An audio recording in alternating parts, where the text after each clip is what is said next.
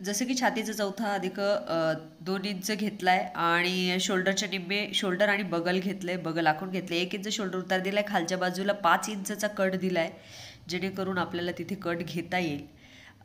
आणि हे अस्तर कट करून घेतलंय. तसंच आपण त्यासाठी लागणारा वरचा कपडा आणि गोल कट देऊन घेतलाय पुढच्या बाजूला. त्याच पद्धतीने अस्तर व्यवस्थित दिसत नाही, पण मग अस्तर आणि कपडा सोबत कापून घेतलेला आहे, जितक्या कमी कपड्यात बसेल तितका. पाठीचा भाग बंद बाजूला, दुसरा ओपन बाजूला, आणि दाखवल्याप्रमाणे टिपा मारा, कैच्या मारा, 1-1 इंचवर कैची मारा आणि पूर्ण पार्ट जो आहे हात घालून पलटी करा, प्रेस करा किंवा सरळ करा.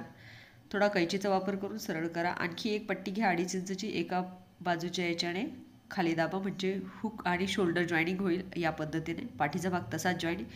अशा टिपा द्या की कपडा दिसणार नाही. दाखवल्या पद्धतीने कॉलर लावा. कॉलरसाठी एक प्लेन कपडा घेतला आहे आणि शिवायला सुरुवात केली. पलटी केलं, आतमध्ये फोल्ड केलं आणि जॅकेट जे आहे ते अशा पद्धतीने रेडी झालेलं आहे.